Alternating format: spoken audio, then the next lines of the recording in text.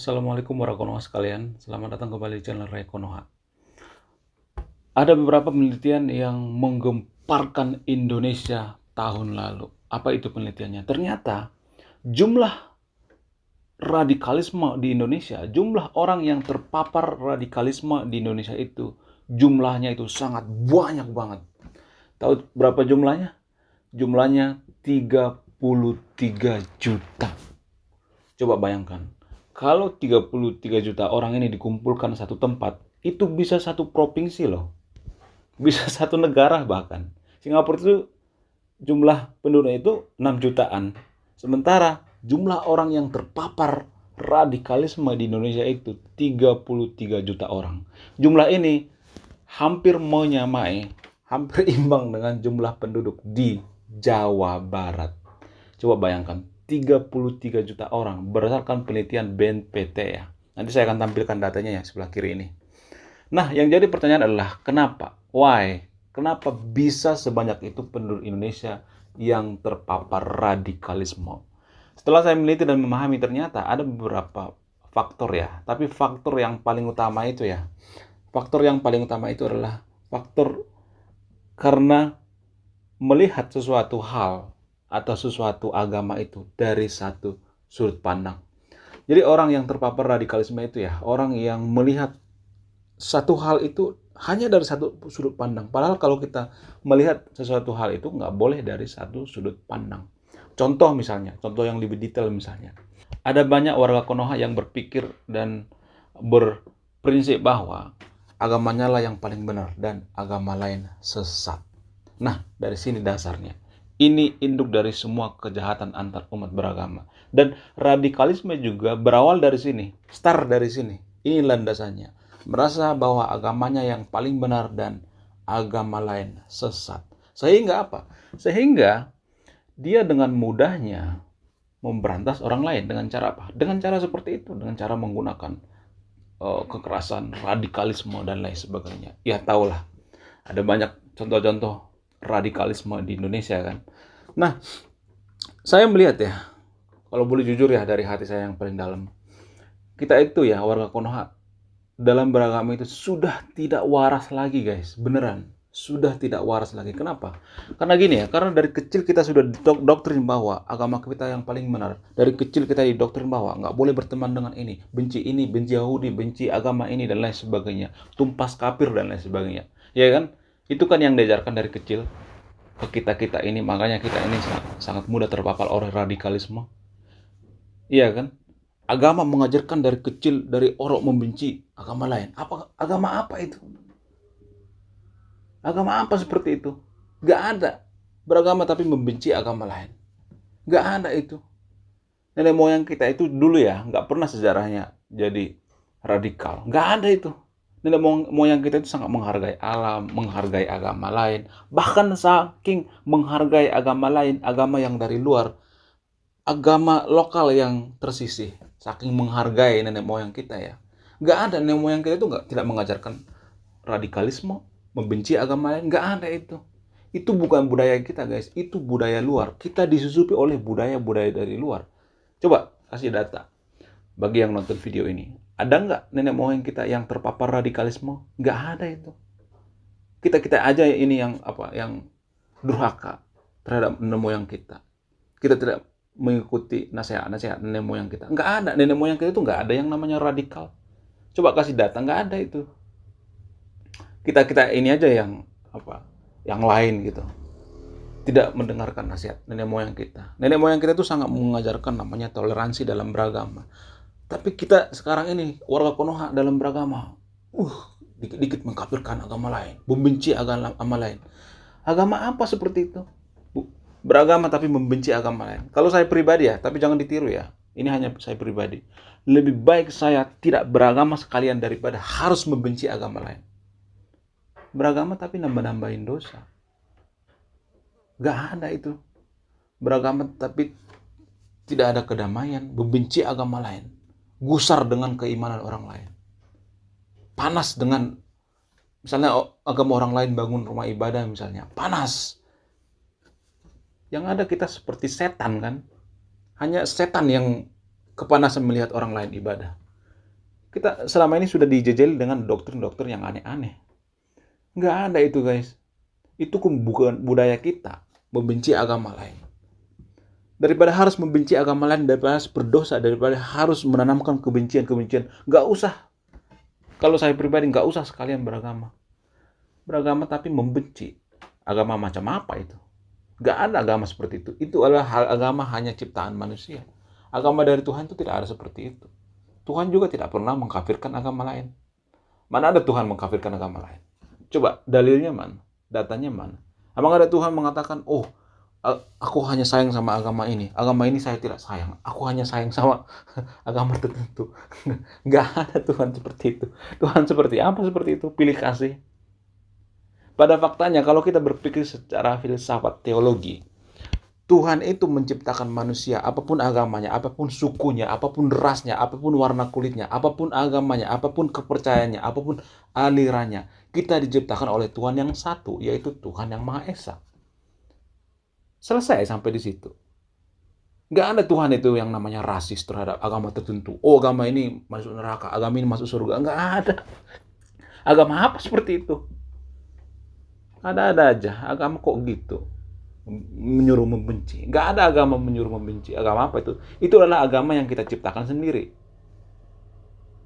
Itu adalah agama yang kita tuhankan sendiri. Zaman sekarang kan kita menuhankan agama kan. Warga Konoha itu kan sering menuhankan agama. Padahal yang disembah itu adalah Tuhan. Tuhan itu tidak pernah mengkafir-kafirkan. Nggak ada sejarahnya Tuhan itu mengkafir-kafirkan. Oh, saya sayang agama ini. Kalau ada Tuhan seperti itu adalah bukan Tuhan yang patut disembah. Tuhan itu kan maha adil ya. Maha baik, maha pemurah, maha penyayang. Dia tidak pernah mengatakan, saya hanya berpihak pada orang yang beragama ini. Oh, yang ateis misalnya, saya tidak berpihak pada ateis. Saya tidak berpihak pada agnostik. Tuhan menciptakan matahari itu ya untuk semuanya, untuk yang ateis kayak mau agnostik kayak mau yang beragama kayak. Nggak ada pilih kasih Tuhan. Di mana coba ada Tuhan seperti itu? Jangan-jangan Tuhan yang kita sembah selama ini adalah Tuhan yang haus akan sembahan gitu. Haus akan ibadah gitu. Haus akan dipuji gitu. Haus akan dihormat gitu. Gila-gila hormat. Dikit-dikit ngambek. Dikit-dikit marah. Apa Tuhan itu yang seperti itu yang kita sembah? Itu bukan Tuhan guys, itu adalah Tuhan yang kita ciptakan sendiri. Tuhan itu tidak seperti itu. Tuhan itu maha dewasa. Tapi ada yang ada di Konoha, dikit-dikit kita panas dengan keimanan orang lain, panas dengan agama orang lain. Agama apa seperti itu? Nggak ada agama seperti itu guys. Agama tapi kok membenci. Agama macam apa itu? Alasan selanjutnya misalnya karena menuhankan agama. Nah, ini nih banyak orang yang keliru ya. Saya sangat sering menjelaskan bahwa ada loh warga Konoha yang menuhankan agama. Ada jutaan orang warga Konoha yang menuhankan agama. Bagaimana cara mereka menuhankan agama? Jadi gini, mereka yang tidak tahu itu ya, bukan berarti saya lebih tahu ya, tapi ada kekeliruan gitu dalam beragama. Mereka itu lebih menyembah agama, menuhankan agama. Jadi gini guys, mereka lebih menuhankan agama, tapi lupa akan Tuhan. Jadi gini, misalnya nih, dalam agama tertentu misalnya, ada satu agama misalnya. Terus, anggota daripada agama ini, ada yang melakukan kesalahan misalnya. Dia bentrok dengan agama lain misalnya. Atau bentrok dengan suku lain misalnya. Kalau ini satu agama dengan kita, maka kita akan bela mati-matian, walaupun dia salah gitu. Walaupun dia memperkaos misalnya. Memperkaos. Salah kan memperkaos ya. Tapi kita akan bela mati-matian. Karena apa? Karena ini adalah aib kita. Ini adalah aib agama kita. Ini dibela mati-matian walaupun dia salah. Nah, menurut saya ini bukan agama. Ini bukan menyembah Tuhan lagi. Ini menyembah agama. Dan ini menurut saya itu semacam gangster. Gangster itu ya kalau satu anggotanya itu mengalami masalah. Walaupun anggotanya itu salah. Tetap dibela mati-matian. Dibela habis-habisan. Mohon maaf ya, nggak ada agnostik misalnya membela agnostik yang lain itu hanya karena seiman, nggak ada itu, nggak ada misalnya ateis perang dengan umat beragama karena membela ateis yang lain, nggak ada itu, mana datanya, nggak ada seperti itu. Tapi mohon maaf ya, umat beragama ada banyak kayak gitu. Saya melihat umat beragama itu mirip, sekarang ini agak mirip seperti gangster ya, tapi tidak semuanya. Seperti komunitas, kalau satu melakukan kesalahan, dibela mati-matian. Apaan kayak gitu agama? Gak ada. Dan ini adalah semacam terlalu fanatik dalam beragama. Apa hubungannya menuhankan agama dengan radikalisme? Hubungannya sangat berhubungan. Gini, kalau kita menuhankan agama itu artinya kita membabi buta, kita fanatik terhadap agama itu. Kalau kita menuhankan satu komunitas, satu gangster misalnya, kita fanatik buta terhadap komunitas itu. Dan apa? Ini akan menyebabkan radikalisme. Radikalisme itu kan buta, mata kita itu buta gitu. Mencintai terlalu brutal, itu kan radikalisme sebenarnya. Terlalu fanatik. Makanya terlalu fanatik itu tidak baik, guys. Terlalu fanatik itu artinya kita itu mencintai seseorang itu terlalu brutal. Nggak bisa mencintai seseorang itu terlalu berlebihan. Atau agama, mencintai agama terlalu brutal, itu ya seperti itu. Ada satu agama dengan kita, walaupun dia salah, kita bela mati-matian, kita demo berjilid-jilid. Itu kan yang terjadi sekarang ini di Konoha. Jujur-jujuran aja deh, jangan tutupin, jujur-jujuran aja. Alasan selanjutnya misalnya, karena tidak semua orang itu bisa jadi ulama, atau tidak semua orang itu kalau belajar agama benar-benar paham agama. Enggak semua, guys. Enggak semua orang.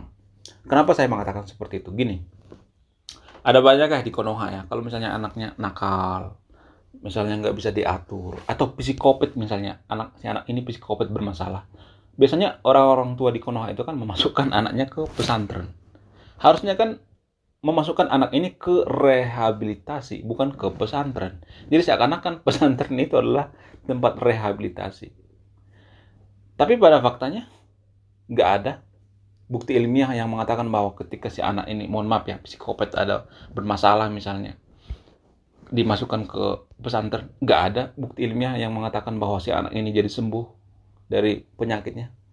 Si anak ini tidak nakal lagi, tidak bermasalah lagi, nggak ada bukti ilmiahnya. Yang ada apa? Yang ada dia akan merusak agama itu. Makanya ada premanisme yang berkedok agama. Makanya ada oknum ulama yang dia sebenarnya kelakuannya itu nggak beda jauh sama premanisme, tapi dibalut dengan agama. Inilah faktornya, inilah sebabnya. Inilah sebabnya kenapa banyak ulama, oknum ulama di Konoha itu, dia sebenarnya ulama, dia berdakwah, tapi dia seperti orang, kelakuannya seperti premanisme. Ya tetap melakukan seperti yang dilakukan oleh premanisme, pemalakan, pungli, dan lain sebagainya, makam palsu, dan lain sebagainya. Jadi ini adalah contoh-contoh daripada karena kita memaksakan anak kita atau seseorang itu belajar agama. Nggak semua cocok jadi ulama, nggak semua cocok, guys. Ulama itu kan sama seperti profesi lain misalnya, jadi dokter, jadi guru misalnya, atau jadi pesepak bola misalnya, punya bakat masing-masing. Nggak semua orang itu bisa jadi ulama, nggak semua, guys. Hanya orang-orang pilihan yang bisa jadi ulama. Ulama itu kan harus bersih semuanya, terutama kejujuran. Ulama itu harus jujur, nggak boleh berbohong. Ulama itu nggak boleh berbohong sebenarnya, dia harus jujur.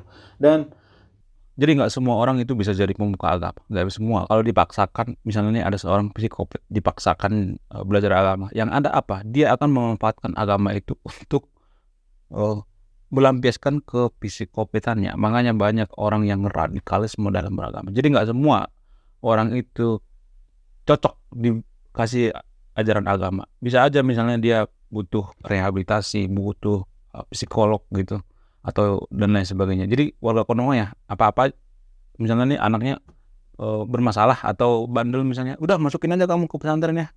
Bukan berarti saya mengatakan bahwa pesantren itu jelek ya. Pesantren itu kan bukan tempat rehab ya. Pesantren itu adalah tempat menuntut ilmu, bukan untuk tempat rehab. Oke, alasan selanjutnya misalnya, karena memahami ayat kitab suci itu hanya setengah-setengah. Jadi gini, guys. Contoh misalnya, contoh yang lebih detail ya. Di agama tertentu ada yang mengatakan bahwa isi ayat kitab suci itu, perangilah kafir, tumpaslah kafir. Padahal konteksnya, nah warga Konoha ini ya susah membedakan konteksnya. Padahal konteks memerangi kafir ini adalah dalam kondisi perang.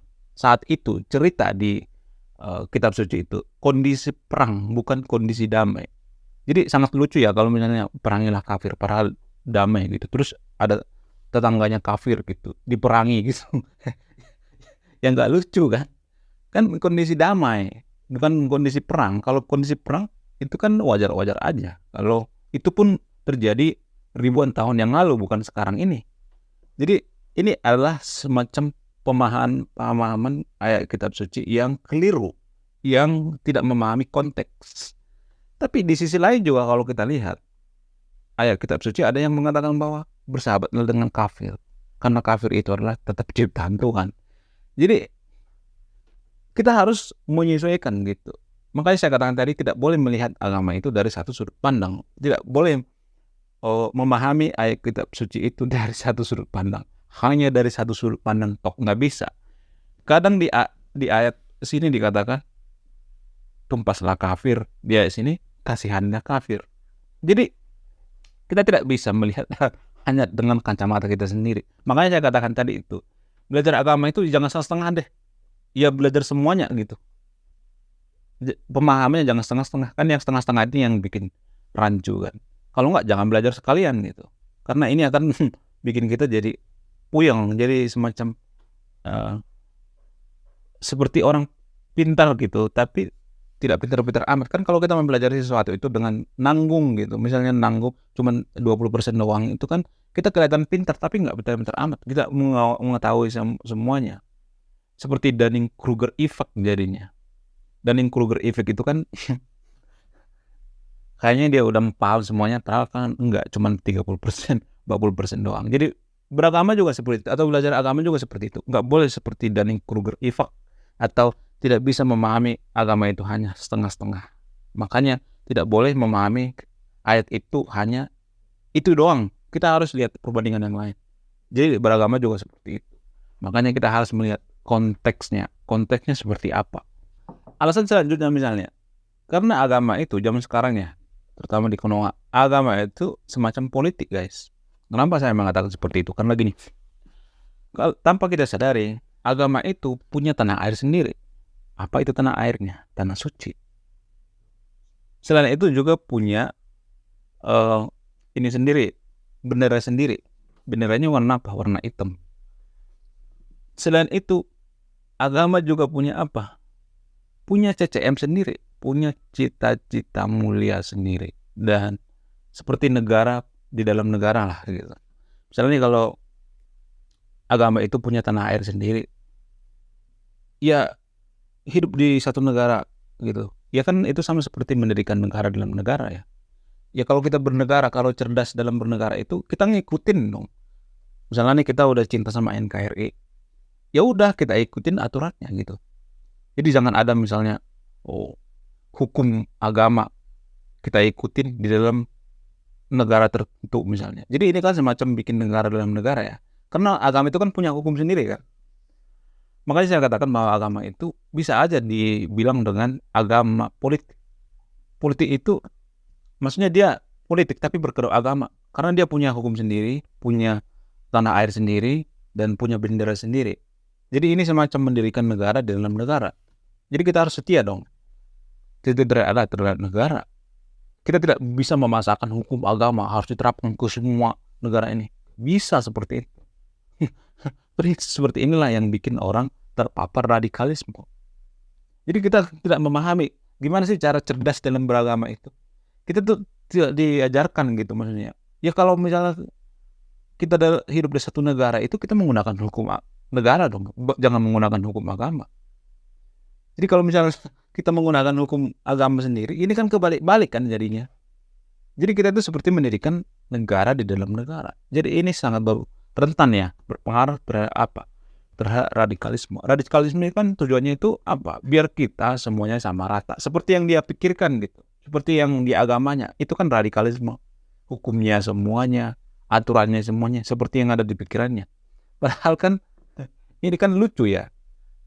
Ada agama dalam satu negara, tapi dia punya hukum sendiri. Terus hidup di satu negara. Ya berarti dia nggak setia dong sama negaranya dong. Ya kan? Inilah pengkhianat yang sebenarnya. Kalau kita praktik. Alasan selanjutnya misalnya karena pengaruh dari Pak Aq. Jadi ini nih, sering saya diomelin sama netizen. Kenapa sih kamu sering bilang warga Konoha itu Aq78? Orang datanya seperti itu, faktanya seperti itu ya kan. Jadi saya sangat jarang menjumpai ya seorang yang terpapar radikalisme itu yang IQ-nya tinggi. Sangat jarang. Ada tapi sangat jarang. Biasanya yang terpapar radikalisme itu yang IQ rendah biasanya. Jadi bagaimana cara menghapus radikalisme ini? Dengan cara apa? Dengan cara meningkatkan kualitas pendidikan, meningkatkan IQ sebenarnya. Nggak ada satupun saya melihat, jarang-jarang ya saya melihat orang yang sangat cerdas itu jadi radikal. Ada sih, tapi mungkin 1 dari 1 juta orang ya. Tapi rata-rata yang radikal itu menurut saya itu yang orang-orang yang IQ-nya rendah, ya, SDM rendah biasanya. Sangat jarang ya di negara maju itu sampai 33 juta orang gitu yang terpapar radikal, nggak ada itu. Ya mungkin saja ini karena banyak radikal di Indonesia, maka Indonesia tidak maju, bisa aja kan. Bisa aja itu faktornya kan. Who know ya kan. Jadi cara memberantas radikalisme itu ya dengan cara menaikkan level IQ kita. Naikkan IQ kita, maka radikalisme akan hilang dengan sendirinya. Jadi radikalisme dengan kecerdasan seseorang itu sangat berhubungan guys. Sangat berhubungan. Lalu kemarin saya menemukan komentar yang menurut saya itu sangat menarik dan bikin saya tergugah. Komentar itu isinya kira-kira seperti ini. Mana yang lebih baik? Ateis apa radikal terhadap agama? Nah, ini sangat menarik dan akan saya bahas ini nanti di next video secara detail ya. Tapi saya akan sampaikan di sini secara singkat ya. Menurut saya, menurut pribadi saya, sebenarnya dua-duanya salah ya. Kan ateis juga kan ada ateis yang radikal ya. Ada juga ateis yang radikal, jangan salah. Ateis itu kan bermacam-macam. Ada ateis yang karena ngambek itu misalnya karena dia nggak sesuai dengan lingkungannya, misalnya menekan dia gitu. Misalnya dia ngambek terhadap pemuka agama dan dia jadi ateis. Ada yang ngambek gitu, tapi dia biasanya balik lagi. Kalau udah ngambeknya udah selesai, balik lagi jadi beragama gitu. Biasanya ateis ngambek itu sebentar doang gitu. Terus ada ateis yang karena sains gitu, dipengaruhi oleh sains gitu. Nah, ini juga menurut saya itu tidak terlalu berbahaya, tapi menurut saya itu ini sangat, kalau udah seperti ini ya sangat susah balik lagi untuk beragama. Ada juga yang misalnya yang ateis yang radikal gitu. Nah, yang ateis yang radikal ini dia itu mirip seperti yang terpapar radikalisme ini. Dia pengen suatu negara itu harus seperti di pikirannya. Dia memusnahkan semua agama gitu. Nggak mau ada berhubungan dengan agama. Ada yang seperti itu.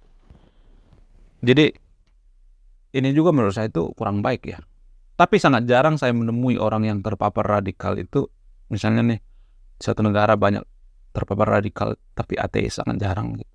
Jadi kalau misalnya disuruh pilih secara pribadi ya, menurut saya itu ya lebih baik kita misalnya berpikir secara rasional lah gitu. Menurut saya itu berpikir secara rasional. Kan orang yang radikal itu ya, itu kan karena tidak bisa berpikir secara rasional ya, hanya melihat masalah itu satu sudut pandang dan a priori. Biasanya dia a priori. Lalu agnostik misalnya, agnostik itu apa? Agnostik itu kan tidak membenci agama guys. Jadi banyak orang beragama bahwa agnostik itu membenci agama, tidak suka dengan agama. Enggak, agnostik itu sangat menghargai agama. Cuman dia golput doang terhadap agama. Dia sangat menghargai agama. Bahkan agnostik pun masih tetap percaya sama Tuhan. Dia tidak radikal amat seperti yang kita pikirkan. Dia nggak radikal amat. Orang agnostik itu hanya biasanya ya, kenapa orang jadi agnostik itu biasanya ada juga karena ngambek gitu. Ngambek sama pemuka agama. Biasanya agnostik seperti ini cuman sebentar doang gitu, nggak lama. Tapi biasanya agnostik yang bertahan lama itu, yang permanen itu biasanya karena apa? Karena dia mempelajari agama. Biasanya dia mempelajari sejarah-sejarah agama semuanya. Terus dia memilih-milih atau dia mau berpikir bahwa ya agama ini mungkin budaya, produk budaya. bukan produk dari Tuhan. Ya tapi ini cuma pikiran dari agnostik ya, bukan berarti saya mengatakan agama itu saklek budaya, bukannya. Saya tetap menghargai agama itu juga dari sudut pandang apa? Dari sudut pandang budaya. Dan biasanya bukan ateis, kok ateis. Agnostik seperti ini adalah agnostik permanen biasanya seperti ini. Karena dia sudah berpikir secara rasional, berpikir sebab akibat gitu.